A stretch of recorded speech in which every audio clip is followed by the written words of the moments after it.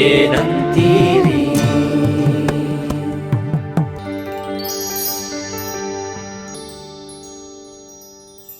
ಮೂರನೇ ಸುತ್ತಿಗೆ ಬರ್ತಾ ಇದ್ದೀವಿ. ಇನ್ನು ನಾವು ಕೊನೆಯ ಸುತ್ತಿಗೆ ಬರೋಣ. ಮತ್ತೆ ನಿಷೇಧಾಂಶ ಪದ್ಧತಿಯ ಪ್ರಕಾರ 4ನೇ ಸಾಲಿಗೆ ನಿಷೇಧವಿಲ್ಲ. ಇಡೀ ಸಾಲನ್ನು ಹೇಳಿ ಪದ್ಯ ಪೂರ್ಣ ಮಾಡಿ ಅರ್ಥವನ್ನು ಹೇಳಬೇಕಾಗಿ ವಿನಂತಿ. ಧನ್ಯವಾದ. ಈಗ ಗೌರವದಿಂದ ತರ್ತೀನಿ. ಮತ್ತು ಒಂದು ಅಕ್ಷರ ನಿಷೇಧ ಮಾಡಿಬಿಡ್ಬೋದಾಗಿತ್ತೇನೋ. ಮೇರುವೆ ವಿಜ್ಞೇರ್ಧಕತಂ ಮೇರುವೆ ವಿಜ್ಞೇರ್ಧಕತಂ ತೋರಲ್ ಕಾನಿಲಿ ನಿಜಾಗ್ರ ಶಯತಿಂ ಕೈದಂ ನಿಜಾಗ್ರ ಶಯತಿಂ ಕೈದಂ ತೂರೆ ನಿಜಾಗ್ರ ಶಯತಿಂ ಕೈದಂ ತೂರೆ ಗದಗಿಚ್ಚಲಂ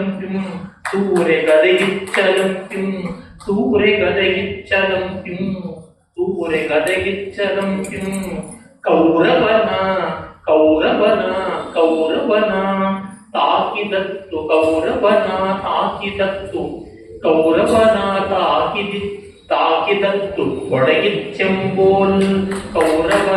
ತಾಕಿದತ್ತು ಕೊಡಗಿಚ್ಚೆಂಬೋಲ್ ಏನು ಎಂಬೋಳ್ ಚಂಬೋಳ್ ಅಂತೆಲ್ಲ ಬರ್ತಿದೆ ಅಂತ. ಭೀಮ ಮೇರು ಪರ್ವತವನ್ನೇ ಎತ್ತದಂತೆ ತನ್ನ ಗದೆಯನ್ನ ಎತ್ತಿ ಬೀಸಿ ಅವನ್ನ ಹೊಡಿಬೇಕು ಅಂತ ನೋಡಿದಾಗ ಅದು ಹೇಗೆ ಬೀರೆ ಗದೆಗಿಚ್ಚ ಅಲಂಪಿಂ ಕೌರವನ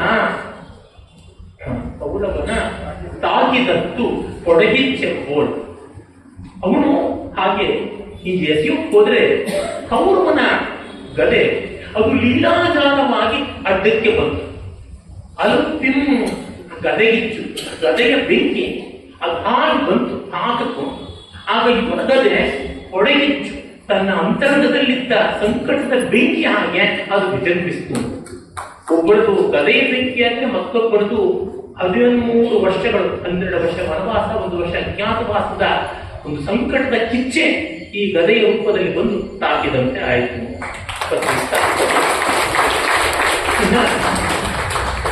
ಸಮಸ್ಯಾ ಪೂರ್ಣದಲ್ಲಿ ತರಡೀಭೂತಂ ಅಹೋಗ್ರಹಂ.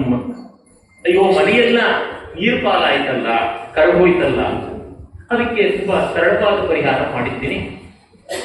ಶ್ವಶುರಶ್ರೀ ಸಮಾಯುಕ್ತಂ ವೃಷಾಕಪಿ ಹಿತಾವಹಂ ಶುಚಾವಪ್ಯಶುಚಾವಾಪಿ ದ್ರವೀಭೂತ ಮಹೋಗ್ರಹಂ. ವಿಷ್ಣು ವೃಷಾಕಪಿ, ಶಿವನು ಆಗ್ತಾನೆ, ವಿಷ್ಣು ಆಗ್ತಾನೆ. ಶ್ವಶುರಶ್ರೀ ಸಮಾಯುಕ್ತಂ, ಶಿವನ ಮನೆ ಕೈಲಾಸ ಮಂಜಿನ ಬೆಟ್ಟ, ವಿಷ್ಣುವಿನ ಮನೆ ಸಮುದ್ರ. ಅವರಿಬ್ಬರು ಮಾವಂದರದು. ಸಮುದ್ರದ ಮಗಳು ಲಕ್ಷ್ಮಿ, ಬೆಟ್ಟದ ಮಗಳು ಪಾರ್ವತಿ. ಹೀಗಾಗಿ ಅವರಿಬ್ಬರದು ಮನೆಗಳು ಮಾವನ ಮನೆಗಳೇ ಆಗಿವೆ. ಶ್ವಶುರಶ್ರೀ ಸಮಾಯುಕ್ತ, ಮಾವನ ಸಂಪತ್ತಿಂದ ಅವರ ಮನೆಗಳು ಬಂದಿವೆ. ವೃಷಾಕಪಿ ಹಿತಾವಹ, ವೃಷಾಕಪಿಗೆ ಕರ ಅಥವಾ ವಿಷ್ಣು ಇಬ್ಬರದು ಹಿತಾವಹವಾದದ್ದು. ಮತ್ತು ಶುಚಾವಪಿ, ಶುಚಾವಪಿ ಅಂತಂದ್ರೆ ಬೇಸಿಗೆ ಕಾಲದಲ್ಲಿ, ಬೇಸಿಗೆ ಶುಚಿ ಅಂತಂದ್ರೆ ಬೇಸಿಗೆ ಅಂತ ಸಂಸ್ಕೃತದಲ್ಲಿ ಒಂದು ಅರ್ಥ ಇದೆ, ಗ್ರೀಷ್ಮರದು ಅಂತ. ಬೇಸಿಗೆ ಕಾಲದಲ್ಲಿ ಕರಗುತ್ತೆ ಹಿಮ, ಹಾಗಾಗಿ ದ್ರವೀಭೂತ ಮಹೋಗ್ರಹಂ ಅಂತ. ಇನ್ನು ಅಶುಚಾವಪಿ ಅಂದ್ರೆ ಬೇಸಿಗೆ ಇಲ್ಲದೇ ಇದ್ದಾಗಲೂ ಕೂಡ ಈ ಸಮುದ್ರ ಇದೆಯಲ್ಲ ಅದು ಕರಗೇ ಇರುತ್ತೆ. ಈ ತರ ಹಾಗಿದ್ರು ಹೀಗಿದ್ರು ಏನೇ ಆಗಿದ್ರು ಶಿವನ ಮನೆ ವಿಷ್ಣುವಿನ ಮನೆ ಎಲ್ಲರೂ ಕೂಡ ನೀರು ಪಾಲಾಗಿದೆ. ಇನ್ನು ನಾವು ಮೊದಲನೇ ಸಾಲಿನ ಮಿಕ್ಕಿದ ಅಕ್ಷರಗಳನ್ನು ಕೊಟ್ಬಿಡಿ. ಮೊದಲನೆಯ ಸಾಲಿನ ಮಿಕ್ಕಿದ ಅಕ್ಷರಗಳನ್ನು ಮೊದಲನೇ ಸಾಲಿನ ಮೊದಲನೇ ಸಾಲ 2 ಹೇಳಿದ್ದೆ, 3 ಹೇಳಿದ್ದೆ, 4 ಹೇಳಿದ್ದೆ. ಆಮೇಲಿಂದ 5 ಹೇಳಿಲ್ಲ, ನಾ ಹೇಳಿದೆ. ಮತ್ತೆ 6 7 ಹೇಳಿದ್ದೆ, 8 ಹೇಳಿರಲಿಲ್ಲ ಅನ್ಸುತ್ತೆ. ದೇಶ್ಯ ಮೌನ ವ್ಯಾಖ್ಯಾನ ಮಾನ್ಯಸ್ಯ.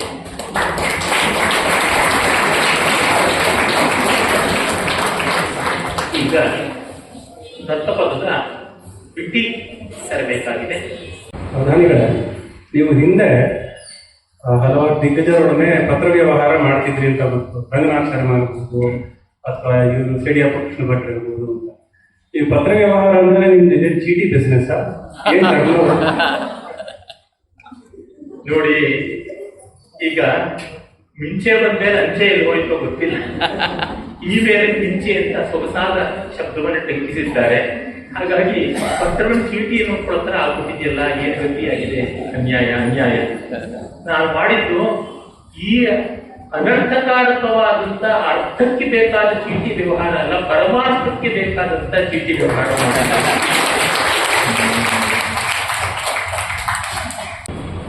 ಗೋವಿಂದನೆಂದೆನ್ನುತ್ತು ಕಷ್ಟ ಇದೆ. ಟಕಾರ ಟಕಾರ ಗೋವಿಂದ ಅದು ಪಾಪ.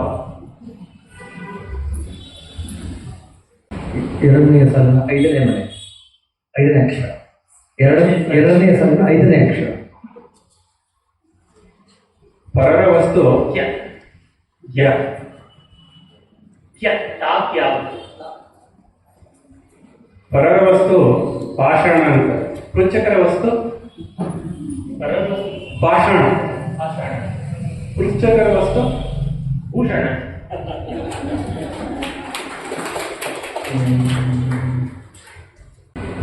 ಸ್ವಲ್ಪ ಕೇಳಿಸ್ಲಿಲ್ಲ, ಸ್ವಲ್ಪ ಜೋರಾಗಿ ಹೇಳ್ಬಿಡಿ ಅದು.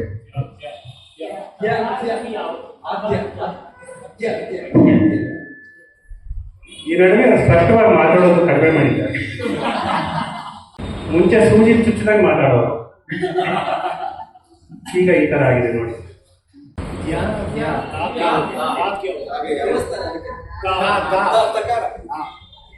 ನೋಡಿ ಅವ್ರು ಹೇಳಿದ್ದಕ್ಕೆ ಎಷ್ಟು ಬಲ್ಲೆದೆ ಬಿಡು.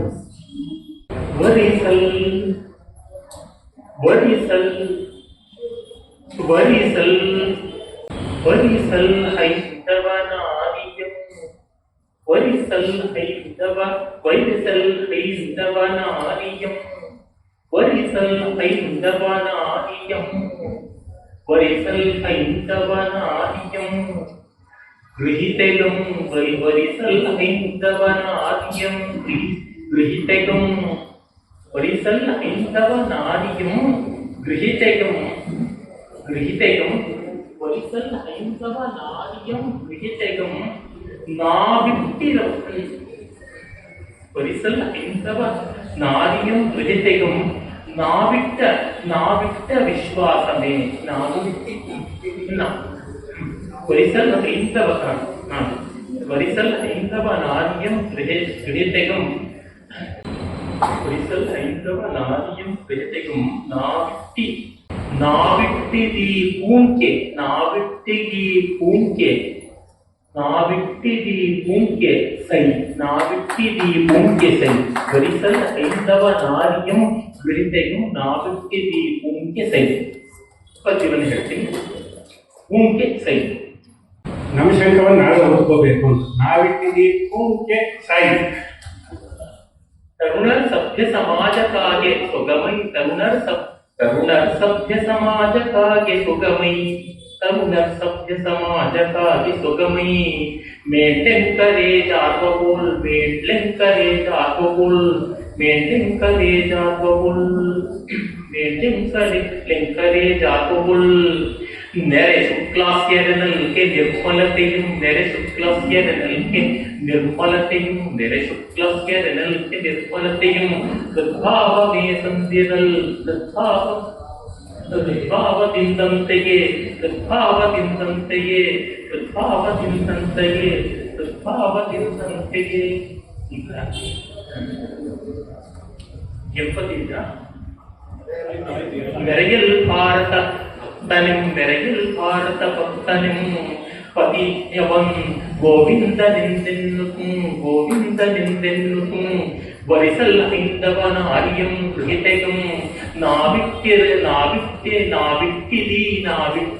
ಪೂಂಕೆ ಸೈ. ಇದು ಬಹಳ ವರ್ತಮಾನಕ್ಕೆ ತುಂಬಾ ಬೇಕಾಗಿದ್ದು. ತರುಣರು ಕೇಳುವ ತರುಣಿಯರು ಬಂದಿದ್ದಾರೆ. ನಮ್ಮ ತರುಣರು ಸಭೆ ಸಮಾರಂಭಗಳಿಗೆ ಬರಬೇಕು. ಯಾಕೆಂದ್ರೆ ಈಗ ಎಲ್ಲರೂ ಕೂಡ ಸೆಲ್ಫೋನ್ ನಲ್ಲೇ 3 ಲೋಕ ಹೋಗುತ್ತೆ. ನೀವು ಪಾಪ ಅವಧಾನಕ್ಕೆ ಜನ ಬಂದಿದ್ದೀರಾ, ತರುಣರು ಇದ್ದಾರೆ, ತುಂಬಾ ಸಂತೋಷವಾಗ್ತಾ ಇದೆ. ಇವತ್ತಿನ ಅವಧಾನ ನಿಮ್ಗೆ ಯಾವ ಸಂತೋಷ ಕೊಡ್ತಾ ಗೊತ್ತಿಲ್ಲ, ನಿಮ್ಮಿಂದ ನನಗಂತೂ ತುಂಬಾ ಸಂತೋಷವಾಗಿದೆ. ಹಾಗಾಗಿ ಸಭೆಯೋ ಯುವ ಅನ್ನೋದು ಬಹಳ ಸತ್ಯವಾಗಿದೆ. ಅದು ಒಂದು. ಮತ್ತೆ ನಾವು ನೇರ ವ್ಯಕ್ತಿಗಳು ಮುಖಕ್ಕೆ ಮುಖ ಕೊಟ್ಟು ರಕ್ತ ಮಾಂಸಗಳಿಂದ ತುಂಬಿ ಅಲ್ಲಿಂದಲ್ಲೇ ಇನ್ ಪರ್ಸನ್ ಸೇರಿದಾಗ ಮಾತ್ರ ನಿಜವಾದ ಸಹಯೋಗ. ಇನ್ಯಾವುದೇ ಆಗದೆ ಅದು ವರ್ಚುವಲ್ ಅಷ್ಟೇನೆ, ರಿಯಲ್ ಅಲ್ಲ. ಹಾಗಾಗಿ ಲೈವ್ ಅಂತೀವಲ್ಲ, ಸಜೀವವಾಗಿ ಇಟ್ಟಿರುವಂತದ್ದು ಬಹಳ ಮುಖ್ಯ. ಹಾಗಾದ್ರೇನೆ ಸಂಘಟನೆ ಸಾಧ್ಯ, ಸಂಪರ್ಕ ಸಾಧ್ಯ, ಮತ್ತೆ ಇಡೀ ಭಾರತದ ಪ್ರಜೆಗಳು ಒಂದಾಗೋದಕ್ಕೆ ಸಾಧ್ಯ, ಸನಾತನ ಧರ್ಮ ಸುರಕ್ಷಿತವಾಗೋದಕ್ಕೆ ಸಾಧ್ಯ. ಮತ್ತೆ ನಾನು ಮೊದಲೇ ಹೇಳಿದಂತೆ ಅಂತರಂಗದ ನಿರ್ಮಲತೆ ಮುಖದಲ್ಲಿಯೂ ಪ್ರತಿಫಲಿಸುವಂತೆ ಇರಬೇಕು. ಮತ್ತೆ ನಾವು ಕೃಷ್ಣ ನೀತಿಯನ್ನು ಅನುಸರಿಸಬೇಕು. ಮಾಯಾವಿ ಮಾಯೆಯ ವಜ್ಯ, ಇದು ಕೃಷ್ಣ ನೀತಿ. ದುಷ್ಟತನದಿಂದಲೇ ನಾಶ ಮಾಡಬೇಕು. ನಾಜೂಕಾಗಿದ್ರೆ ಆಗುವಂಥದ್ದಲ್ಲ, ಬಹಳ ಮುಖ್ಯವಾಗುತ್ತದೆ. ಆಮೇಲೆ ವರಿಸಲ್ ಹೈಂದವ ನಾರ್ಯಂ, ಎಲ್ಲ ಗಂಡು ಮಕ್ಕಳು ಹಿಂದೂ ಹೆಣ್ಣು ಮಕ್ಕಳನ್ನೇ ಮದುವೆ ಆಗಬೇಕು. ವಯಸ್ಸಲ್ಲ ಅಭಿನಕ್ಕೆ ಸಂತಾನ ಮಾಡೋದಕ್ಕೆ ಡೈವರ್ಟ್ ಮಾಡೋದಲ್ಲ ಅಂತ ಗೃಹಿಗಳಾಗೋದಿಕ್ಕೋಸ್ಕರ ಮಾಡಬೇಕು, ವಿಚ್ಛಿನ್ನರಾಗೋದಿಕ್ಕೆ ಅಲ್ಲ. ಆಗ ನಾವು ಇಟ್ಟಿರ್ತಕ್ಕಂಥ ಶ್ರದ್ಧೆ ಯಾವುದಿದೆ ಅದು ಚೆನ್ನಾಗಿದೆ. ನಾವಿಟ್ಟಿದ್ದೀ ಪೂಣಿಕೆ ಸೈ, ನಾವಿಟ್ಟಿರ್ತಕ್ಕಂಥ ಈ ಶಪಥ ಏಕೆ ಅದು ಸತ್ಯವಾಗುತ್ತದೆ. ಅದನ್ನು ಮಾತ್ರ ನಾನು ಧನ್ಯವಾದ ಹೇಳ್ಬೋದು, ಬೇರೆ ಯಾವುದೂ ಅಲ್ಲ. ಇನ್ನು ಚರಣದ ಉತ್ತರಾರ್ಥ. ಎರಡನೇ ಸಾಲಲ್ಲಿ ಎಷ್ಟು ಬೇಕಿದೆ ಜ್ಞಾಪಕ ಹೇಳ್ತೀನಿ. ವಾಣಿ ಆಗಿತ್ತು, ಮಾ ಆಗಿಲ್ಲ, ಋ ಆಗಿಲ್ಲ, ಯಾ ಆಗಿತ್ತು, ಬಾ ಆಗಿತ್ತು, ಷ ಆಗಿತ್ತು, ತೇ. ವಾಣಿ ಮಾತ್ರಕ್ಕೆ ಭಾಷತೆ. ಇದೊಂದು ಇಕ್ಕಟ್ಟಾದ ರಾಗ. ಹೋಗ್ತಾ ಶುದ್ಧದ ನ್ಯಾಸಿ ಬರ್ತಾ ತೋಡಿ ಎರಡು ರಾಗಗಳನ್ನ ಫ್ಯೂಸ್ ಮಾಡಿರುವಂಥದ್ದು. ಆದ್ರೆ ಸ್ವತಂತ್ರವಾಗಿ ತುಂಬಾ ಚೆನ್ನಾಗಿ ಭಾವಯುಕ್ತವಾಗಿರುವಂತಹ ರಾಗ. ನರಸಿಂಹ ಕೂಡ ಫ್ಯೂಸ್ ಆಗಿರೋದಲ್ಲ. ನಿಮ್ಮ ಫ್ಯೂಸ್ ಅವರಿಗೆ ಕನ್ಫ್ಯೂಸ್. ಅಂತರಾಳಿ ಮಾಲಂ ಅಂತರಾಳಿ ಮಾಲಂ ಅಂತರಾಳಿ ಮಾಲಂ ಮಾಲಂ ಅಂತರಾಳಿ ಮಾಲಂ ಅಂತರಾಳಿ ಮಾಲಂ ಅಂತರಾಳಿ ಮಾಲಂ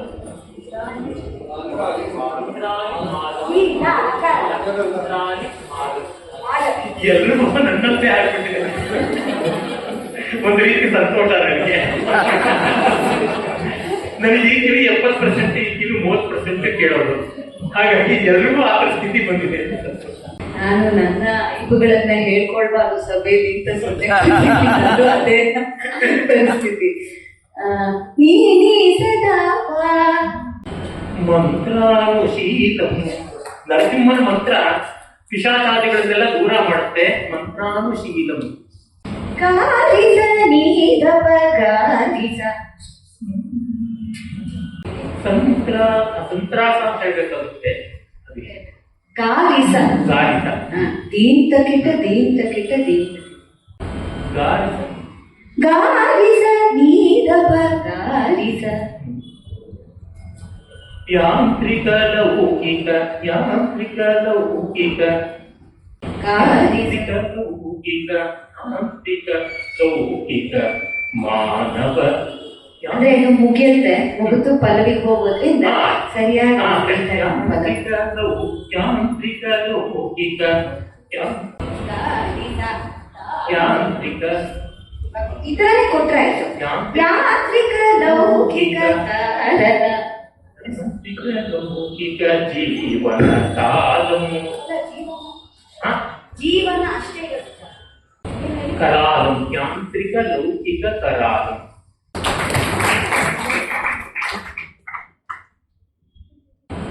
ಯಾಂತ್ರಿಕವೂ ಲೌಕಿಕವೂ ಆದದ್ದಕ್ಕೆ ಕಾಲಪುರುಷನಂತೆ ಇರುವುದು. Narasimha is against all that is mechanical and dry Warli mosaic. ಆ ರೀತಿಯಾದದ್ದಕ್ಕೆ ಕಾಲ. ನರಸಿಂಹನ ಸ್ವರೂಪ ಎಷ್ಟು ವಿಶೇಷ ಅನ್ನೋದು ನಾವು ಗಮನಿಸಿಕೊಳ್ಬೇಕು. ಹಿರಣ್ಯಕಶಿಪು ಹಗಲು ಸಾಯಬಾರದು, ಎರಡು ಸಾಯಬಾರದು, ಒಳಗೆ ಸಾಯಬಾರದು, ಹೊರಗೆ ಸಾಯಬಾರದು, ಮೇಲೆ ಸಾಯಬಾರದು, ಕೆಳಗೆ ಸಾಯಬಾರದು, ಬದುಕಿರೋದ್ರಿಂದ ಸಾಯಬಾರದು, ಸತ್ತಿರೋದ್ರಿಂದ ಸಾಯಬಾರದು, ಮನುಷ್ಯರಿಂದ ಸಾಯಬಾರದು, ಪ್ರಾಣಿಯಿಂದ ಸಾಯಬಾರದು, ಎಲ್ಲ ರೀತಿಯಲ್ಲೂ ನಿಷೇಧಾಕ್ಷರಗಳನ್ನು ಮಾಡ್ತಾ ಬಂದ. ಆದರೂ ಒಂದು ಹೊಸ ರೀತಿಯಿಂದ ಹಿರಣ್ಯಕಶಿಪುವನ್ನು ಸಾಯಿಸೋದಕ್ಕೆ ಪರಮಾತ್ಮ ಅವತಾರ ತಾಳ್ದ. ನಾವು ಮೆಕ್ಯಾನಿಕಲ್ ಆಗಿ ಲೌಕಿಕವಾಗಿ ಯೋಚನೆ ಮಾಡಿದ್ರೆ ಹೊಡೆಯುವಂಥದ್ದಲ್ಲ, ಅದೊಂದು ಅದ್ಭುತವಾದ ಸರ್ಜನಾತ್ಮಕತೆ. ಧ್ವನ್ಯಾಲೋಕ ಅಂತ ಒಂದು ಮಹಾಕೃತಿ ಇದೆ ಸಂಸ್ಕೃತದಲ್ಲಿ, ಭಾರತೀಯ ಸೌಂದರ್ಯ ಮೀಮಾಂಸೆಯ ಅಡಿಗಲ್ಲು ಅಂತ ಹೇಳ್ಬಹುದಾದದ್ದು. ಅಲ್ಲಿ ಮಂಗಳ ಶ್ಲೋಕವೇ ಸ್ವೇಚ್ಛಾ ಕೇಸರ ಸ್ವಚ್ಛಾಯಾಸಿತೆಂದವ ತ್ರಯಂತಾಂಬೋ ಮಧುರಿಕೋ ಪ್ರಪನ್ನಾರ್ಥಿ ಛಿದೋ ನಕಾಹ ಅಂತ ಬರುತ್ತದೆ. ಆ ಪರಮಾತ್ಮನ ಸೆಳ್ಳುಗುರುಗಳು ಉಗುರುಗಳು ಎಷ್ಟು ಉಜ್ವಲವಾಗಿವೆ ಅಂತ ಅನ್ನೋದರ ವರ್ಣನೆ. ಅದನ್ನ ನನ್ನ ಗೆಳೆಯ ಸೂರ್ಯಪ್ರಕಾಶ್ ಪಂಡಿತ್ ಅದರ ಸ್ವಾರಸ್ಯವನ್ನು ಒಮ್ಮೆ ಹೇಳಿದ್ರು.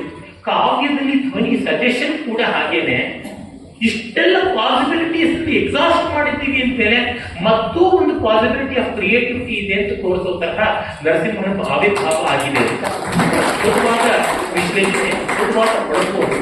ಹಾಗೆ ಯಾಂತ್ರಿಕವೂ ಲೌಕಿಕವೂ ಆದ ಜಾಗದಲ್ಲಿ ಕಾವ್ಯ ಇರೋದು. ಕಾವ್ಯ ಮಾಂತ್ರಿಕವಾದದ್ದು, ಅಲೌಕಿಕವಾದದ್ದು. ಹಾಗಾಗಿ ಯಾಂತ್ರಿಕ ಲೌಕಿಕ ಯಾವುದಿದೆ ಅದಕ್ಕೆ ಕಾರಣನಾಗಿ ಯಮನಂತೆ ಇರ್ತಕ್ಕಂಥವನು ಅವನು ಅಲೌಕಿಕನಾಗಿ ಮೆಕ್ಯಾನಿಕಲ್ ಆದದ್ದಕ್ಕಿಂತ ಅತೀತವಾಗಿ ಸಮಥಿಂಗ್ ವಿಚ್ ಇಸ್ ಎಸೋಟೆರಿಕ್ ಅನ್ನುವಂತೆ ಭಾಸಮಾನವಾದಂಥವನು ನರಸಿಂಹ. ಅವನು ಕರುಳಿನ ಮಾಲೆಯನ್ನ ಹಾಕಿಕೊಂಡಿರ್ತಕ್ಕಂಥವನು ಅಂತ ಆ ವರ್ಣನೆಯನ್ನೆಲ್ಲ ತಂದಿದ್ದೀನಿ. ಈಗ ಆಶು ಕವಿತೆಗೆ ಹೋಗೋಣ. ಇಲ್ಲ ಅವ್ರು ಹಾಡ್ಬಿಡ್ತಾರ, ಹಾಡ್ಬಿಡ್ಲಿ ಅದನ್ನು. ಕೊನೆ ಹಾಡ. ಯಾವ್ದಾದ್ರು ಒಂದು ಉಳಿಸ್ಕೊಂಡಿದ್ದೀರಾ ಸರ್? ಯಾವ್ದಾದ್ರು ಒಂದು ಉಳಿಸ್ಕೊಂಡಿದ್ದೀರಾ? ಎಲ್ಲ ಆಗೋಯ್ತಾ ಓದಿದ್ಯಾ? ಇದೆ ಇನ್ನಿದೆ. ಮೊದಲನೇ ಸಾಲು ಆಗಿದೆ, ಎರಡನೇ ಸಾಲು ಆಗಿದೆ, ಮೂರನೇ ಸಾಲು ಕೂಡ ಆಗಿದೆ. ನಾಲ್ಕನೇ ಸಾಲಿನಲ್ಲಿ ಪ ಹೇಳಿದ್ದೀನಿ, ತೀನು ಹೇಳಿದ್ದೀನಿ, ರೇ ಹೇಳಿದ್ದೀನಿ, ಪ ಹೇಳಿದ್ದೀನಿ, ಯಾ ಹೇಳಿದ್ದೀನಿ, ನೀ ಹೇಳಿದ್ದೀನಿ.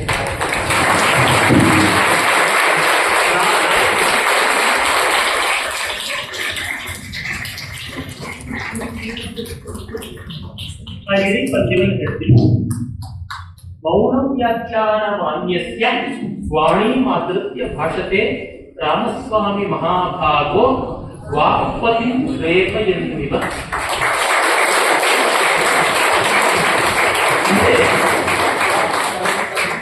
ರಾಮಸ್ವಾಮಿಯವರನ್ನು ನೋಡೋದು ಗೊತ್ತಾಗುತ್ತೆ. ಅವರು ಭಾಷಣಕಾರರಲ್ಲ, ಭಾಷಣ ಮಾಡಕ್ ಬರೋಲ್ಲ ಅಂತಲ್ಲ, ಭಾಷಣ ಮಾಡಕ್ ಬರೋಲ್ಲ. ಮಾತಾಡಿದ್ರೆ ಹೇಗೆ ಮಾತಾಡ್ತಾರೆ ಅಂದ್ರೆ ದಕ್ಷಿಣಾಮೂರ್ತಿ ಮಾತಾಡದಂತೆ ಮಾತಾಡ್ತಾರೆ. ದಕ್ಷಿಣಾಮೂರ್ತಿ ಮೌನಕ್ಕೆ ಹೆಸರಾದ ದೇವತೆ, ಜ್ಞಾನಕ್ಕೆ ಹೆಸರಾದ ದೇವತೆ. ಕೇವಲ ಚಿನ್ಮುದ್ರೆಯಿಂದಲೇ ಕಮ್ಯುನಿಕೇಟ್ ಮಾಡ್ತಕ್ಕಂಥ ತತ್ವ. ಇವ್ರು ಹಾಗೆ ಮಾತಾಡುವ ಸಂದರ್ಭ ಬಂದರೆ ದಕ್ಷಿಣಾಮೂರ್ತಿಯ ಮಾತುಗಳನ್ನು ತೆಗೆದುಕೊಂಡು ಮಾತಾಡ್ತಾನೆ. ದಕ್ಷಿಣಾಮೂರ್ತಿ ಪರಮತತ್ವವನ್ನೇ ಹೇಳ್ತಾನೆ. ದ ಕ್ವಿಂಟ್ ಎಸೆನ್ಸ್ ಆಫ್ ಎವ್ರಿಥಿಂಗ್ ಅಂತೀವಲ್ಲ, ಸಾರ ಸರ್ವಸಾರವನ್ನ ಹೇಳ್ತಾನೆ ಅಂತ. ಮತ್ತೆ ವಾಕ್ಪತಿ ರೇಪಯನ್ನಿವ. ವಾಕ್ಪತಿ ಯಾರು? ಬೃಹಸ್ಪತಿ ಆಗ್ಬಹುದು ಅಥವಾ ಬ್ರಹ್ಮನೂ ಆಗ್ಬಹುದು. ಅವ್ರನ್ನ ಗೇಲಿ ಮಾಡುವಂತ ರೀತಿಯಲ್ಲಿ ಅಂತ ಇಲ್ಲಿ ಬ್ರಹ್ಮ ಅಂತ ಅನ್ನೋದು ನಾನು ಇಟ್ಕೊಂಡಿದ್ದೀನಿ.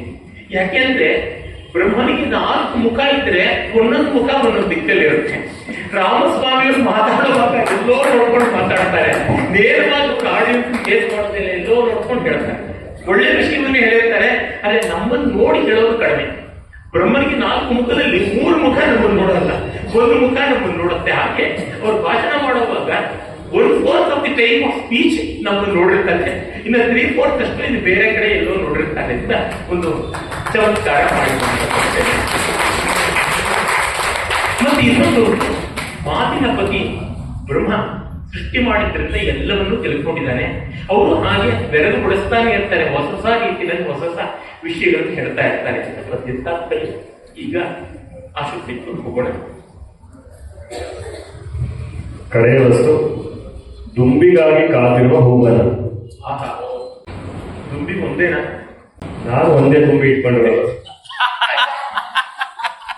ಪ್ರಧಾನಿಗಳೇ, ಪದ್ಯ ರಚನೆಗೆ ತ್ರೈಣ ಭಾವ ಮುಖ್ಯ ಅಂತಾರೆ. ಹೆಂಗರಳು ಬೇಕು ಅಂತ ಪೌರುಷಕ್ಕೆ 33% ರಿಸರ್ವೇಶನ್ ಕೊಡಿ.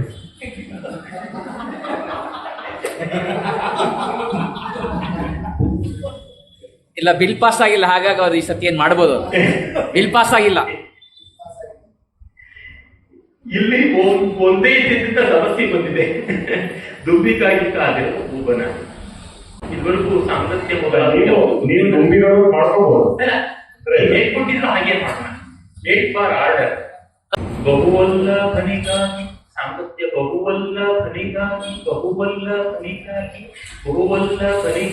ಶುದ್ಧಾಂತ ಕಾಂತೇಯ ಬಹುವಲ್ಲಭನಿಗಾಗಿ ಶುದ್ಧಾಂತ ಕಾಂತೇಯ ತಹತಃ ಗುಂಡೆಂತು ನಿಲ್ವರ್ ಬಹುವಲ್ಲಭನಿಗಾಗಿ ಶುದ್ಧಾಂತ ಕಾಂತೇಯ ತಹತಃ ಗುಂಡೆಂತು ನಿಲ್ವರ್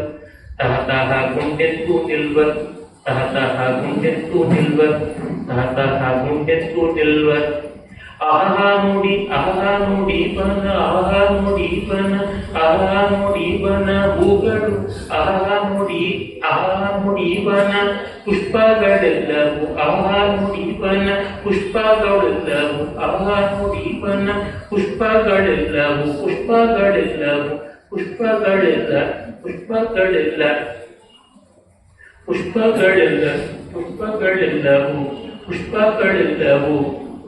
ವಹಿಸಿವೇನು ಪ್ರಿಯ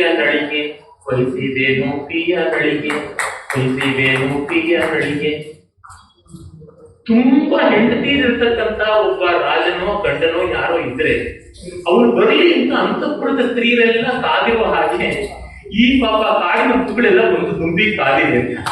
ಇದು ನೀವು ಯಾವ ಅಂತಃಪುರಕ್ಕೆ ಬೇಕಾದ್ರೆ ಇಟ್ಕೊಳ್ಳಿ. ನಾನು ಉದ್ದೇಶಪೂರ್ವಕವಾಗಿಯೇ ಗೋಪಿಯರು ಕೃಷ್ಣ ಅಂತ ಹೇಳಿಲ್ಲ. ಯಾಕೆಂದ್ರೆ ಕೃಷ್ಣನನ್ನ ನಾವು ಹೇಗ್ ಕಂಡಿದ್ದೀವಿ ಅಂದ್ರೆ ಅವನು ಯೋಗೇಶ್ವರ. ಹಾಗಾಗಿ ಅಂಗನ ಮಂತರೇ ಮಾಧವಂ ಚಾಂತರೇ ಅಂಗನ. ಪ್ರತಿಯೊಬ್ಬ ಗೋಪಿಯರ ಪಕ್ಕದಲ್ಲೂ ಕೃಷ್ಣ ಇರ್ತಾ ಇದ್ದ ಅಂತ. ಅದು ಲೀಲಾ ಮಾನುಷತ್ವ. ಇದು ನವಾಬರ ಜನನ ತರಹ ಅಂತ ಹಾಗಾಗಿ ಅವ್ರು ಬರ್ಲಿ ಅಂತ ಕಾದಿರುವಂತೆ ಅಂತಃಪುರ ಸ್ತ್ರೀಯರು ಈ ಹೂಗಳು ಕೂಡ ಕಾದಿರೋದು ಒಂದೇ ದುಂಬಿ ಇದ್ದರೆ ಒಂದೇ ದುಂಬಿ ಇರಲ್ಲ ಲೋಕದಲ್ಲಿ ಇದ್ದರೆ ಅಂತ ಅವ್ರ ಕಂಡೀಷನ್ ತಕ್ಕಂತೆ ಸತ್ಯ ಹೇಳ್ಬೇಕಲ್ವಾ. ಅವಧಾನಿ ಬೆಗ್ಗರ್ಸ್ ಆರ್ ನಾಟ್ ಚೂಸರ್ಸ್ ಅಂತ ಇಂಗ್ಲಿಷ್ ಗಾದೆ ತರ ಇರ್ತಾರೆ ಅಂತ ಅವ್ರು ಕೊಟ್ಟಿದ್ದನ್ನು ಮಾಡಬೇಕಾಗುತ್ತದೆ. ಬೇರೆ ದಾರಿ ಇಲ್ಲ. ಆ ತರ ಮಾಡಿದ್ದಾಗಿದೆ. ಈಗ ಕಾವ್ಯವಾಚನ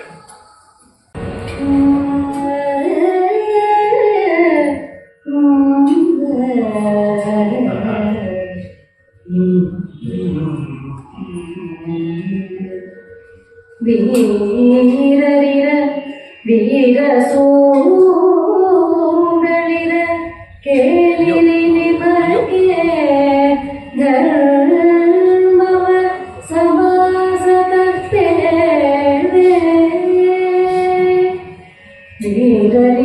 ವೀರ ಸೋಗಳಿರ ಕೇಳಿ ನಿಮಗೆ ಧರ್ಮವ ಸಮಾಸತರ್ಪೇವೆ ನೂರಾಗಂ ರಣದಿ ಗೆದ್ದವಗಿಂತ ತನ್ನ ತಾಂಗೆದ್ದವನೇ ಜೇತರೊಳಗೋತ್ತಮಂ ತನ್ನ ತಾಂಗೆದ್ದವನೇ ಜೇತರೊಳಗೋತ್ತಮಂ ನಿರ್ವೈರದಿ ವೈರದಿಂದ ವೈರವಾರದ ಕ್ರೋಧಮಂ ಸಾಧುಧನದಿಂದಲೇ ಅಸಾಧುವಂ ದಾರದಿಗದರ್ಯವಂ ಸತ್ಯದಿನ ಸತ್ಯವಂ ಗೆಲಲಕ್ಕೂ ದಾರದಿಗದರ್ಯವಂ ಸತ್ಯದನ ಸತ್ಯವಂ ಗೆಲಲಕ್ಕೂ ರಾಗಗಳು ಕೆಚ್ಚಿಲ್ಲ ದ್ವೇಷಗಳು ನೆಗಳಿಲ್ಲ ಮೋಹಗಳು ಬಲೆಯಿಲ್ಲ ತೃಷ್ಣೆಯೊಳು ಸುರವಿಲ್ಲ ರಾಗಗಳು ಕೆಚ್ಚಿಲ್ಲ ದ್ವೇಷಗಳು ನೆಗಳಿಲ್ಲ ಮೋಹಗಳು ಬಲೆಯಿಲ್ಲ ತೃಷ್ಣೆಯೊಳು ಸೆಲವಿಲ್ಲ ಶಾಂತಿಯು ನಿಕ್ಕನ್ಯ ಸುಖವಿಲ್ಲ ಶಾಂತಿಯಂ ನಿಕ್ಕನ್ಯ ಸುಖವಿಲ್ಲ ಶಾಂತಿಯಂ ನಿಕ್ಕನ್ಯ ಸುಖವಿಲ್ಲ ಶಾಂತಿಯಂ ನಿಕ್ಕನ್ಯ ಖಾಲಿ ಮಾಡ್ಕೊಂಡು ಹೋಗೋದಕ್ಕೆ.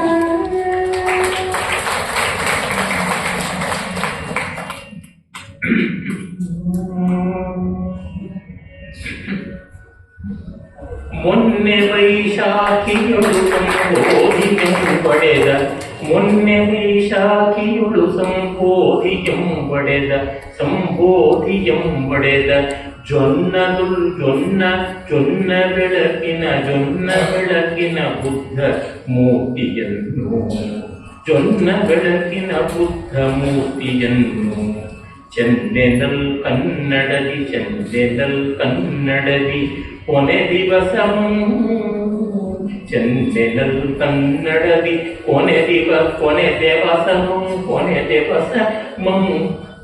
ದಿವಸ ರಚಿಸಿ ಕೊನೆ ದಿವಸ ರಚಿಸಿ ಕೊನೆ ದಿವಸ ರಚಿಸಿ ಕೊನೆ ದಿವಸ ರಚಿಸಿ ಸೊನ್ನ ಸೊನ್ನ ಕೊನೆ ದಿವಸ ರಚಿಸಿ ಸೊನ್ನದೆಡೆಯಂ ಸಂದ ರಾಷ್ಟ್ರ ಕವಿಯು ರಾಷ್ಟ್ರ ಕವಿಯು. ಮೊನ್ನೆ ತಾನೇ ಬುದ್ಧ ಪೂರ್ಣಿಮೆ ಆಯಿತು. ವೈಶಾಖಿ ಅಂತ ಕರೀತಾರೆ. ಆಯಾ ಮಾಸಗಳಲ್ಲಿ ಬರುವ ಪೂರ್ಣಿಮೆಗೆ ಆಯಾ ಮಾಸದ ಸ್ತ್ರೀಲಿಂಗದ ಹೆಸರೇ ಉಂಟು. ಚೈತ್ರಿ, ವೈಶಾಖಿ, ಆಷಾಢಿ, ಶ್ರಾವಣಿ, ಈ ರೀತಿಯಾಗಿ ಆ ಹೆಸರಿನಲ್ಲೇ ಒಂದು ಕಾವ್ಯವನ್ನು ಗೋವಿಂದ ಪೈ ಬರೆದು ಬುದ್ಧ ಭಗವಂತನ ಕೊನೆಯ ದಿವಸ ಅಲ್ಲಿ ಬುದ್ಧನ ಉಪದೇಶ ಬರುತ್ತದೆ. ಆ ಬುದ್ಧನ ಉಪದೇಶ ಕಟ್ಟ ಕಡೆಯ ಉಪದೇಶಗಳಲ್ಲಿ ಕೊಟ್ಟು ಅಂತ್ಯದಲ್ಲಿ ಕೊನೆಯ ಗಳಿಗೆವರೆಗೂ ಕೂಡ ಆತ ಇನ್ನೊಬ್ಬರಿಗೆ ಜ್ಞಾನೋದಯವನ್ನು ಮಾಡುವಂಥದ್ದೇ ತನ್ನ ಕರ್ತವ್ಯ ಅಂತ ಭಾವಿಸಿ ತನ್ನ ಬದುಕಿನ 35 ವರ್ಷಗಳನ್ನು ಹೀಗೆ 55 ವರ್ಷಗಳನ್ನು ಹೀಗೆ ಕಳೆದಿತ್ತು. 35ನೇ ವಯಸ್ಸಿನಲ್ಲಿ ಅವನಿಗೆ ಸಂಬೋಧಿಯಾಗಿತ್ತು. 35ನೇ ವಯಸ್ಸಿಂದ 80ನೇ ವಯಸ್ಸುಗಳಿಗೆ ಹಾಗೆ ಅವನು ಎಲ್ಲರಿಗೂ ಜ್ಞಾನ ಪ್ರಬೋಧನೆಯನ್ನು ಮಾಡ್ತಾ ಇದ್ದ ಅಂತ ಗೊತ್ತಾಗುತ್ತದೆ. ಬುದ್ಧ ಅಂದ್ರೆ ಎಚ್ಚೆತ್ತವನು ಅಂತ ಅರ್ಥ. ಮಿಕ್ಕೆಲ್ಲರನ್ನು ಬೋಧಿಸ್ತಾ ಇದ್ದ ಅಂತ. ಬೋಧಿಸುವುದು ಅಂತಂದ್ರೆ ಎಚ್ಚರಿಸುವುದು ಅಂತ ಅರ್ಥ. ತಾನು ಎಚ್ಚೆತ್ತವನು ಮಿಕ್ಕವನು ಎಚ್ಚರಿಸಬೇಕು. ಮುಕ್ತತ್ವನ್ಯಾನ್ ವಿಮೋಚೆಯೇ, ತಾನು ಬಿಡುಗಡೆ ಕೊಡೋದು ಬೇರೆಯವರಿಗೆ ಬಿಡುಗಡೆ ಕೊಡಬೇಕು. ಆ ರೀತಿಯಾಗಿ ಮಾಡುವುದು ಅದ್ಭುತವಾಗಿ ಬರೆದಿದ್ದಾರೆ ಗೋವಿಂದ ಪೈಗಳು. ಕನ್ನಡದ ಮೊದಲ ರಾಷ್ಟ್ರ ಕವಿಯವರು.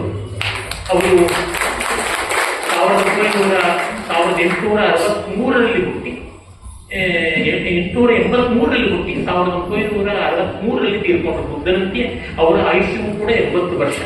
ವರ್ಷವೆಂಬತ್ತಂತೆ ಹಿಂದೆ ತುಂಬಿತ್ತಂತೆ ಅಂತ ಅವರೇ ಬುದ್ಧರ ಬಗ್ಗೆ ಬರೀತಾರೆ ಈ ಕಾವ್ಯದಲ್ಲಿ. ಇಲ್ಲಿ ಬುದ್ಧ ನಡೆದುಕೊಂಡು ಪಾವ ಅಂತ ಒಂದು ಹಳ್ಳಿಯಿಂದ ಕುಶಿನಾಳ, ಇವತ್ತಿನ ಕುಶಿನಗರ ಅಂತ ಕರೀತಾರೆ, ಅದು ಬಿಹಾರದಲ್ಲಿರ್ತಕ್ಕಂತಹ ಒಂದು ಹಳ್ಳಿ, ಅಲ್ಲಿಗೆ ನಡ್ಕೊಂಡು ಬರ್ತಾರೆ. ಹಾಗೆ ನಡ್ಕೊಂಡು ಬಂದು ಸಾಲ ವೃಕ್ಷಗಳ ಕೆಳಗೆ ಬಳಲಿ ವಿಶ್ರಾಂತಿ ತಗೊಳ್ತಾ ಇನ್ನು ನಾನು ಮುಂದಕ್ಕೆ ಹೋಗಲಾರೆ, ಇಲ್ಲೇ ನನ್ನ ಕೊನೆ ಅಂತ 2 ಸಾಲ ವೃಕ್ಷಗಳ ನಡುವೆ ಮಲಗುತ್ತಾನೆ. ಸಿಂಹಶಯ್ಯೆ ಅಂತ ಕರೀತಾರೆ ಆತ ಮಲಗಿದ ಭಂಗಿಯನ್ನ. ಆಗ ಹತ್ತಿರದಲ್ಲಿ ಮಲ್ಲ ಗ್ರಾಮ ಅಂತ ಇರುತ್ತೆ. ಮಲ್ಲರು ಅಂತ ಒಂದು ಗಣತಂತ್ರದ ಪ್ರಾಚೀನ ಭಾರತದ ರಿಪಬ್ಲಿಕ್, ಅದರ ಸದಸ್ಯರು, ಅವರ ಹೆಣ್ಣು ಮಕ್ಕಳು ಬರ್ತಾರೆ, ನಮಗೆ ಉಪದೇಶ ಬೇಕು ಅಂತ. ಆಗ ಅವರಿಗೆ ಹೇಳ್ತಾನೆ, ವೀರರಿದ ಮಲ್ಲರಿಗೆ ವೀರಸೂಗಳಿದ. ವೀರಸೂ ಅಂತಂದ್ರೆ ವೀರಾಸೂತೆ ಯಾ ವೀರಸೂ ಅಂತ, ವೀರ ಮಾತೆಯರಿದ. ಗೋವಿಂದ ಪೈಗಳ ಕನ್ನಡ ಓದಿದ್ರೆ ನಮಗೆ ಎಷ್ಟೋ ಸಂಸ್ಕೃತ ಪದಗಳು ಗೊತ್ತಾಗುತ್ತೆ. ಕೇಳಿದೆ ನಿಮಗೆ ಧರ್ಮವ ಸಮಾಸತಃ ಹೇಳಿದೆ. ಸಮಾಸತಃ ಅಂತ ಸಂಕ್ಷೇಪವಾಗಿ ಹೇಳ್ತೀನಿ ಅಂತ. ನೂರಾಳುಗಳನ್ನು ರಣದಿ ಗೆದ್ದವರಿಗಿಂತ ತನ್ನ ತಾನು ಗೆದ್ದವನೇ ದೇಶದೊಳಗುತ್ತಮ. ಯುದ್ಧದಲ್ಲಿ 100 ಜನರಿಗೆ ಗೆದ್ದವರಿಗಿಂತ ತನ್ನನ್ನ ತಾನು ಗೆದ್ದವನೇ ದೊಡ್ಡವನು. ಯಾಕೆಂದ್ರೆ ತನ್ನನ್ನು ಗೆಲ್ಲೋದಕ್ಕಿಂತ ಕಷ್ಟವಾದದ್ದು ಮತ್ತೆ ಯಾವುದೂ ಇಲ್ಲ. ಅದನ್ನ ಅವರು ಹೇಳ್ತಾ ಇದ್ದಾರೆ. ಇದೆಲ್ಲ ಬುದ್ಧನ ಪರಿನಿರ್ವಾಣ ಕಾಲದಲ್ಲಿ ಮಹಾಪರಿನಿರ್ವಾಣ ಸೂಕ್ತ ಅಂತ ಅದನ್ನ ಆನಂದ ಬುದ್ಧನ ಪ್ರಧಾನ ಶಿಷ್ಯ ಸಂಗ್ರಹ ಮಾಡಿಕೊಟ್ಟಿದ್ದಾರೆ. ಮಹಾಪರಿನಿರ್ವಾಣ ಸೂಕ್ತದ ಕಡೆಯಲ್ಲಿ ಬರತಕ್ಕಂಥ ಮಾತುಗಳಾಗಿವೆ.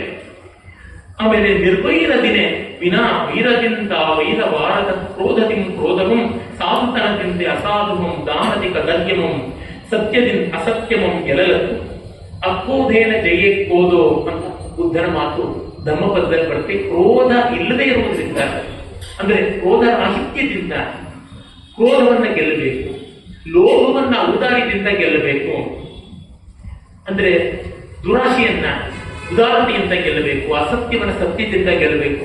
ಇದನ್ನು ಕೇಳ್ತಾ ಇದ್ರೆ ನಮ್ಮ ಪುರಂದರದಾಸರ ಧರ್ಮವೇ ಜಯವೆಂಬ ದಿವ್ಯ ಮಂತ್ರ, ವಿಷವಿಕ್ಕಿದವಗೆ ಷಡ್ರಸವರ್ಣಿಸಲಬೇಕು, ಮೋಸ ಮಾಡಿದವನ ಹೆಸರ ಮಗನಿಗಿಡಬೇಕು, ಹುಸಿಯಾಡಿ ಕೆಡಿಸುವವನ ಹಾಡಿ ಹಸಲಬೇಕು ಅಂತೆಲ್ಲ ಬರುತ್ತಲ್ಲ, ಅದಕ್ಕೆ ಸಂವಾದಿಯಾಗಿದೆ.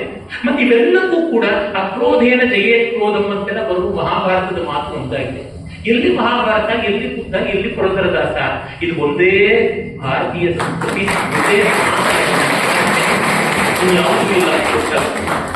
ರಾಗ ಕಿಚ್ಚಿಲ್ಲ, ರಾಗಕ್ಕಿಂತ ದೊಡ್ಡ ಬೆಂಕಿ ಇಲ್ಲ. ಅಟ್ರಾಕ್ಷನ್, ದ್ವೇಷದಲ್ಲೂ ನೆಗಳಿಲ್ಲ, ದ್ವೇಷಕ್ಕಿಂತ ದೊಡ್ಡ ಮೊಸಳೆ ಇಲ್ಲ, ಮೋಹದಲ್ಲೂ ಬಲೆ ಇಲ್ಲ, ಮೋಹಕ್ಕಿಂತ ದೊಡ್ಡ ಬಲೆ ಇಲ್ಲ, ತೃಷ್ಣೆಯೊಳು ಸೆಳೆದಿಲ್ಲ, ದುರಾಶೆಗಿಂತ ಮಿಗಿಲಾದ ಪ್ರವಾಹ ಯಾವುದೂ ಇಲ್ಲ, ಶಾಂತಿಗೆ ಮಿಕ್ಕನಿಗೆ ಸುಖವಿಲ್ಲ, ಶಾಂತಿಗಿಂತ ಬೇರೆ ಸುಖವಿಲ್ಲ. ಇಷ್ಟು ದೊಡ್ಡ ಉಪದೇಶವನ್ನು ಹೇಳಿದಾರಲ್ಲ, ಈ ಉಪದೇಶವನ್ನೇ ವೇದದಲ್ಲಿ ನೋಡ್ತೀವಿ, ಉಪನಿಷತ್ತಲ್ಲಿ ನೋಡ್ತೀವಿ, ಭಗವದ್ಗೀತೆಯಲ್ಲಿ ನೋಡ್ತೀವಿ, ಬುದ್ಧ ಜನಾದಿಗಳು ಹೇಳಿದ್ದನ್ನು ನೋಡ್ತೀವಿ. ಇವತ್ತು ನಮ್ಮ ದೇಶದ ಪರಿಸ್ಥಿತಿ, ವಿಶೇಷತಃ ನಮ್ಮ ರಾಜ್ಯದ ಪರಿಸ್ಥಿತಿ ಏನಂತಂದ್ರೆ, ಬುದ್ಧನ ಭಕ್ತಿ ಮಾಡ್ತೀನಿ ಅಂದ್ರೆ ಹಿಂದೂಗಳನ್ನು ಬೈಬೇಕು, ಮತ್ತೆ ಬಸವಣ್ಣನ ಭಕ್ತಿ ಮಾಡ್ತೀನಿ ಅಂದ್ರೆ ಹಿಂದೂಗಳನ್ನು ಬೈಬೇಕು. ಹೀಗಾಗ್ಬಿಟ್ಟಿದೆ. ಎಂಥ ವಿವೇಕ! ಇವರು ಹೇಳಿರೋದಷ್ಟು ಒಂದೇ, ಅದು ಒಂದೇ ಮೂಲದಿಂದ ಬಂದಿದೆ. ಅದು ನೋಡಿದ್ರೆ ಗೊತ್ತಾಗುತ್ತೆ, ಅನಾದಿಯಾದ ಅಖಂಡವಾದ ಜ್ಞಾನ ಪರಂಪರೆ ಅಂತ. ಅದನ್ನ ಇವರೀಗ ಹಾಡ್ತಾರೆ. ಈಗ ಅವಧಾನದ ಪೂರ್ಣಧಾರಣಗಳು ಬಂದಿವೆ. ಈಗ ನನ್ನ ಪ್ರಶ್ನೆಗಳನ್ನು ಕೇಳಿದ ಪ್ರತ್ಯಕ್ಷರು ಅವರು ಪದ್ಯಗಳನ್ನ ಹೇಳ್ತಾರೆ. ಆ ಪದ್ಯಗಳನ್ನ ಮತ್ತೆ ಹಾಡನ್ನ ಕೇಳಿ ಅವಧಾನದ ಮುಗಿತಾಯ ಆಗುತ್ತದೆ. ಇನ್ನೊಂದು 10-15 ನಿಮಿಷದಲ್ಲಿ ಅವಧಾನ ಮುಗಿಯುತ್ತದೆ. ಈ ಅಂಗವೇ ಬಹಳ ಮುಖ್ಯ. ಯಾಕೆಂದ್ರೆ ಅವಧಾನಿ ಯಾವತ್ತು ಅಲ್ಲಿಗೆ ಸಂತೆಯಲ್ಲಿ ಹೊಸೆಯುವಂತ ಕಗ್ಗ, ಸಂತೆಗೆ 3 ಮೊಳ ನೇಯ್ದು ಅಂತಾರಲ್ಲ, ಆ ರೀತಿ ನಾನು ಹೇಳ್ತಾ ಇರ್ತೀನಿ. ಅಳಿಯುವ ಚಮತ್ಕಾರದಿಂದ ಹೂಮಾರವರು 2 ಮೊಳವನ್ನೇ 3 ಮೊಳ ತರ ಕೊಟ್ಬಿಡ್ತಾರೆ. ಆ ರೀತಿ ನಮ್ಮ ಮಾತಿನ ಚಮತ್ಕಾರದಿಂದ ಪದ್ಯಕ್ಕೆ ಒಂದಿಷ್ಟು ಸಾರಣೆ ಕಾರಣೆ ರಂಗೋಲಿ ಮಾಡೋದಾಗುತ್ತೆ. ಇವ್ರ ಹಾಗನ್ನ ಅಚ್ಚುಕಟ್ಟಾಗಿರುತ್ತದೆ. ಅದನ್ನ ಕೇಳಿ ಸಂತೋಷ ಪಡಿ. ನಿಷೇಧಾಕ್ಷರದ ಪ್ರೇಕ್ಷಕರು ಪದ್ಯ ಬರಿಬೇಕಂತಿಲ್ಲ, ಯಾಕಂದ್ರೆ ನಮಗೆ ಯಾರು ನಿಷೇಧ ಮಾಡೋದಿಲ್ಲ ಎಂದು ಬರೆಯುವಾಗ. ಆದರೂ ಸಂಪೂರ್ಣತೆಗಾಗಿ ಬರ್ಕೊಂಡಿದ್ದೀನಿ. ರನ್ನನ ಗದಾಯುದ್ಧದಲ್ಲಿ ದುರ್ಯೋಧನ ಸರೋವರದೊಳಗಿದ್ದಾಗ ನೀರೊಳಗೆ ಬೆಮರ್ದನ್ ಪುರಗ ಪತಾಕಂ ಅಂತ ಬರುತ್ತೆ. ಅದೇ ಇದಕ್ಕೆ ಇನ್ನೊಂದು ಪರ್ಸ್ಪೆಕ್ಟಿವ್ ತಗೊಂಡಿದ್ದೀನಿ ಅಷ್ಟೇ. ಅದೇ ಸಿಚುವೇಶನಿಗೆ ಆ ರವಿ ಸುತನಂ ಕಳಕೊಂಡಾರದ ಕೋಪಕ್ಕೆ ಸರಸ ನೀರಂ ಕುದಿಸಲು ಸೋಲಿದ ಉಸಿರಿನ ನಾಡಂ ಕೌರವನಿರಲಾರದೆದ್ದು ಯುದ್ಧಕ್ಕೆ ಸಂದಂ. ಅಂದರೆ ನನ್ನ ಮಗನ ಕಳ್ಕೊಂಡ ಕೋಪಕ್ಕೆ ಸೂರ್ಯ ಕರ್ಣ ಸತ್ತೋಗಿದ್ರಿಂದ ಸೂರ್ಯನ ತುಂಬ ಕೋಪ ಬಂದು ಅವನ ಸರೋವರದ ನೀರನ್ನೆಲ್ಲ ಕುದಿಸ್ಬಿಟ್ಟ. ಮತ್ತೆ ದುರ್ಯೋಧನ ಒಂದು ನಾಳ ಇಟ್ಕೊಂಡಿರ್ತಾನೆ ಉಸಿರಾಡೋದಕ್ಕೆ ಅಂತ, ಅದು ಕೆಳಗಡೆ ಬಿಟ್ಟಿಟ್ಕೊಂಡಿದ್ದಾಗ ಆ ನೀರು ಕುದೀತಾ ಇದ್ದಾಗ ಅದನ್ನು ಸೋರಕ್ಕೆ ಶುರುವಾಗ್ಬಿಡ್ತು. ಅವನಿಗೆ ಅವ್ನಿಗೆ ಇರಕ್ಕಾಗಲಿಲ್ಲ ಕೆಳಗೆ, ಅದಕ್ಕೆ ಮೇಲ್ ಬಂದು ಯುದ್ಧಕ್ಕೆ ಸಂದ. ಇದು ರನ್ನನ ಕಲ್ಪನೆ ಅಲ್ಲ, ಈ ನಾಳ ಎಲ್ಲ ಇವರ ಕಲ್ಪನೆಯೇ. ಸಂಸ್ಥೆಯ ಸಾಲಿದ್ದು ದ್ರವೀಭೂತ ಮಹೋಗೃಹಂ ಅಂತ, ಅಂದ್ರೆ ಮನೆ ನೀರ್ಪಾಲಾಗೋಯ್ತು ಅಥವಾ ಕರ್ಗೋಯ್ತು ಅಂತ. ಅದಕ್ಕೆ ನನ್ನ ಪರಿಹಾರ, ಸೈಕತಾಲಯ ನಿರ್ಮಾಣೆ ಬಾಲಕ ನಿರತಾಸ್ತಟೆ ಸಮುದ್ರ ವೀಚಿಕಾ ಯೋಗ ದ್ರವೀಭೂತ ಮನೋಗೃಹಿ. ಮಕ್ಕಳೆಲ್ಲರೂ ಸಮುದ್ರದ ದಡದಲ್ಲಿ ತಮ್ಮದೇ ಆದಂತಹ ಮನೆಗಳನ್ನ ಕಟ್ತಾ ಇರ್ತಾರೆ. ಸಮುದ್ರ ವೀಚಿಕ, ಆ ಸಮುದ್ರದ ಅಲೆಗಳು ಬಂದು ಅದನ್ನ ನೀರ್ಪಾಲ್ ಮಾಡುತ್ತೆ, ಕರಗಿಸು ಬಿಡುತ್ತೆ ಅಂತ ಆ ರೀತಿ ಸಂಸ್ಥೆ.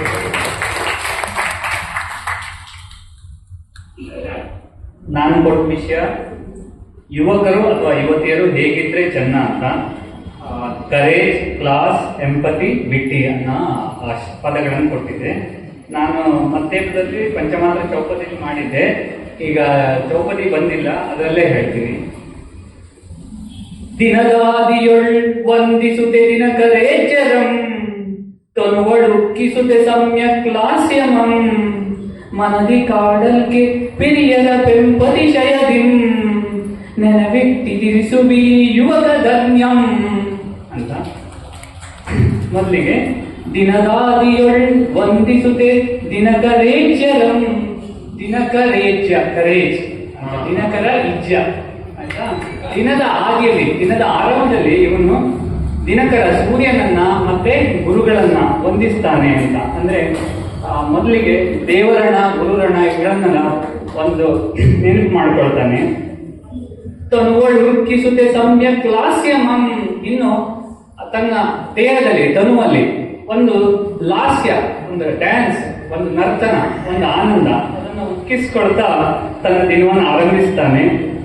ಮನದಿ ಕಾಡಲ್ಕೆ ಪಿರಿಯರ ಪೆಂಪತಿಶಯದಿಂ, ಅವನ ಮನಸ್ಸಿನಲ್ಲಿ ತಮ್ಮ ಹಿರಿಯರ ಪೆಂಪು ಅಂದ್ರೆ ಅವರ ಘನತೆ, ಅದು ಅತಿಶಯದಿಂದ ಕಾಡಿದಾಗ ಅಂದ್ರೆ ನಮ್ಮ ಘನತೆ ಇದು ಕಾಡ್ತಿದ್ದಾಗ ನೆನೆ ಬಿಟ್ಟು ಇದಿರಿಸುವಿ ಯುವಕ ಧನ್ಯಂ, ಅದನ್ನ ನೆನವು ಅಂದ್ರೆ ನೆನಪು, ನೆನಸಿನಲ್ಲಿ ಇಟ್ಟು ತನಗೆ ಬರುವ ಚಾಲೆಂಜ್ಗಳನ್ನ ಎದುರಿಸುವ ಈ ಯುವಕ ಧನ್ಯಂ ಅಂತ ಹೇಳಿದ್ವಿ.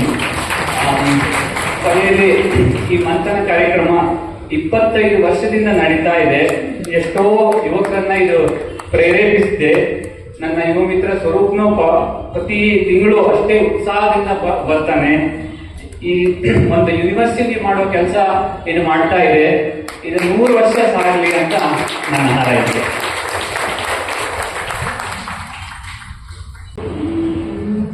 ರೀಸ್ಟ್ರಕ್ಚರ್ ಮಾಡ್ಕೊಂಡಿದೀನಿ. ಹಾ ಹಳೆಯದನ್ನ ಮೊದಲನೇ ಚರಣ ಮಾಡ್ಕೊಂಡು ಫಸ್ಟ್ ಎರಡನೇ ಆವೃತ್ತಿದಲ್ಲಿ ಹಾ ಈ ಸ್ಟ್ರಕ್ಚರ್ ಅಂದ್ರೆ ಇದಲ್ಲ, ಜಸ್ಟ್ ಆರ್ಡರ್, ರೀ ಆರ್ಡರ್. ಸ್ತೂಣಾದನೂಜಂ ಸ್ಥಾಣವಿರಾಜಂ, ಸ್ತೂಣಾದನೂಜಂ ಸ್ಥಾಣುವಿರಾಜಂ, ಪ್ರಾಣಾಭರಣಂ ಪ್ರಣಮಾಮಿ, ಪ್ರಾಣಾಭರಣಂ ಪ್ರಣಮಾಮಿ, ಸ್ತೂಣಾದನೂಜಂ ಸ್ಥಾಣುವಿರಾಜಂ. ಕ್ರೂರನಖಶಕ್ತಂ ಮಾರಣಕೃತಿರಕ್ತಂ ಘೋರತರಗಾತ್ರಂ ವಿನತ ಪವಿತ್ರಂ, ಕ್ರೂರನಖಶಕ್ತಂ ಮಾರಣಕೃತಿರಕ್ತಂ ಘೋರತರಗಾತ್ರಂ ವಿನತ ಪವಿತ್ರಂ, ಅಂತ್ರಾಹಿಮಾಲಂ ಮಂತ್ರಾನುಷೀಡಂ ಯಾತ್ರಿಕ ಲೌಕಿಕ ಕಾಲಂ, ಸ್ತೂಣಾದನೂಜಂ ಸ್ಥಾಣುವಿರಾಜಂ, ಅಂತ್ರಾಹಿಮಾಲಂ ಮಂತ್ರಾನುಷೀಡಂ ಯಾತ್ರಿಕ ಲೌಕಿಕ ಕಾಲಂ, ಸ್ತೂಣಾದನೂಜಂ ಸ್ಥಾಣುವಿರಾಜಂ.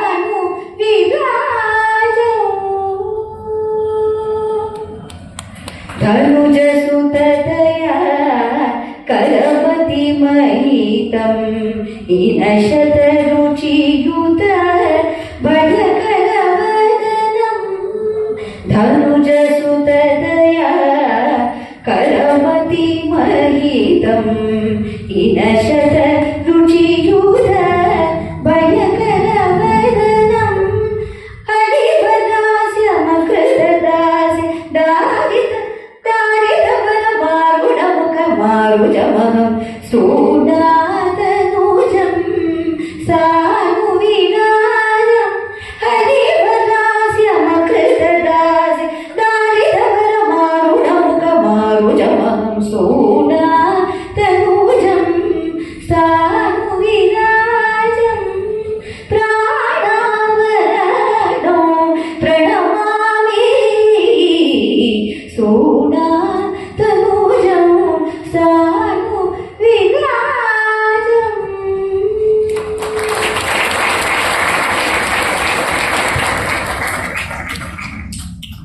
ಭಾಸ್ಕರತೆ ಮೊದಲನೇ ವಸ್ತು ಕೊಟ್ಟಿದ್ದು ಒಡೆದ ಮಾಡಕ್ಕೆ. ಅವಧಾನಿಗಳು ತಗೊಂಡಾಗ ನಾನು ಕೃಷ್ಣನ ತಗೊಂಡಿದ್ದೀನಿ. ಮರಣಂ ಸಂದೊಡ ಗೈವ ಶಾಸ್ತ್ರದೊಡ ಸಂತಾಪಕ್ಕೆ ಸಂಕೇತಮೈ, ಬಿರುಕಾಗಳಿದ ಮಾರಲಕ್ಕುಮೆ ಜಗಂ ಕುಂಬಾರಗಂ ನಷ್ಟಮೈ, ಸ್ಫುರಿಸಿರ್ಕುಂ ಘಟಮಿನ್ ತಪಸ್ವರಮೆ ಸೀರೊಂದಿರ್ದೊಡೇನಾದೊಳಂ, ಮೆರಗುಂ ಕಾಮನ ಪರ್ವದೊಳ್ ಮಡಕೆದು ತಾಗಳಿಗೆ ತಾನ್ ಕೃಷ್ಣನಿ. ಅಂದ್ರೆ ಮರಣಂ ಸಂದೊಡೆ, ಇದು ಯಾರೋ ಹೋದಾಗ ಸತ್ತಾಗ ಮಡಿಕೆ ಹೊಡೆದಾಗ ಅದು ಸಂತಾಪದ ಸಂಕೇತ ಆಗುತ್ತೆ. ಬಿರುಕಾದಾಗ ಇದು ಕುಂಭ ನಮಗೆ ಮಾರೋದಕ್ಕೆ ನಷ್ಟವಾಗುತ್ತೆ, ಇದನ್ನ ಇದ್ರೆ ಮಾರೋದಕ್ಕಾಗಲ್ಲ.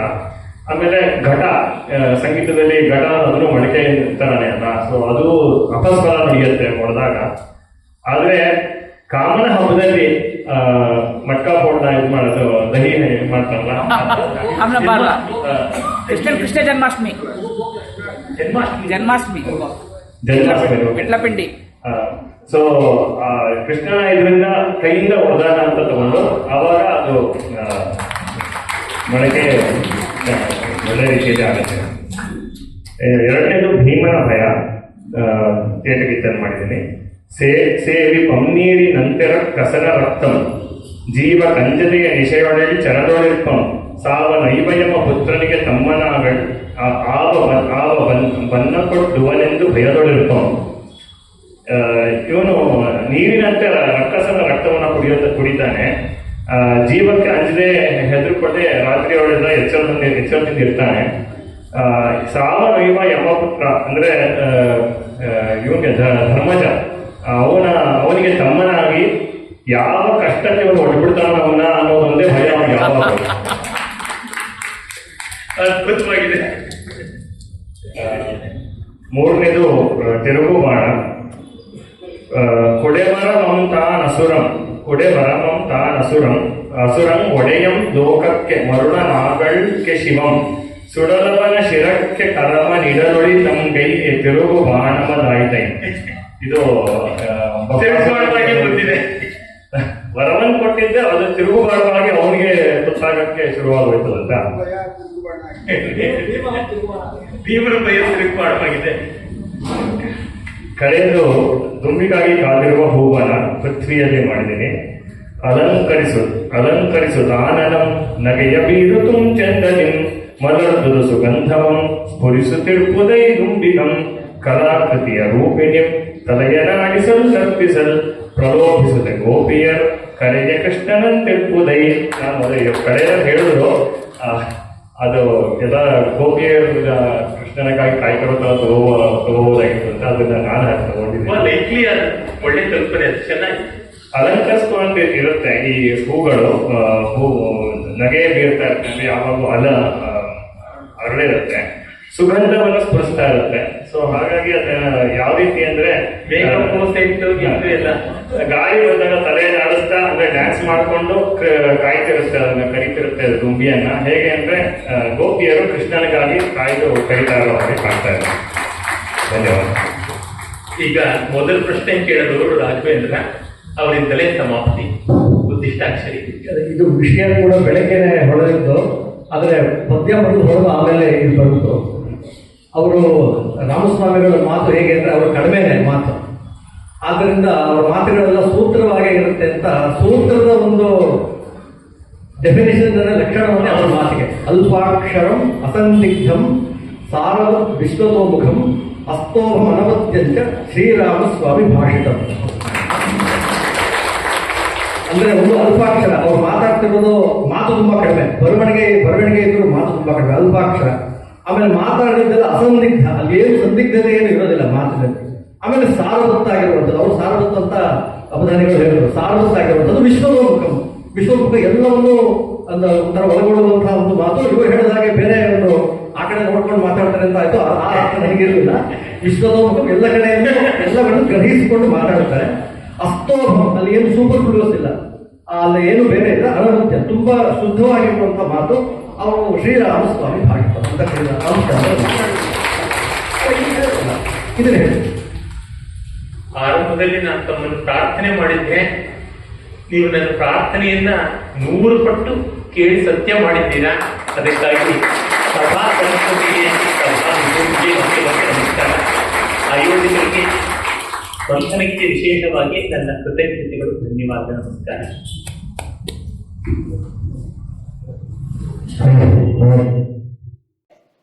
ಇಂತಹ ಮತ್ತಷ್ಟು ಕುತೂಹಲ ಮಾಹಿತಿಗಾಗಿ ನಮ್ಮ ಚಾನಲನ್ನು ಲೈಕ್ ಮಾಡಿ, ಶೇರ್ ಮಾಡಿ ಮತ್ತು ಸಬ್ಸ್ಕ್ರೈಬ್ ಆಗೋದನ್ನು ಮರಿಬೇಡಿ. ಅದೇ ರೀತಿ ಇಷ್ಟ ಆಗಿತ್ತು ಅಂತ ಹೇಳಿದ್ರೆ ಶೇರ್ ಮಾಡೋದನ್ನು ಸಹ ಮರಿಬೇಡಿ. ಏನಂತೀರಿ?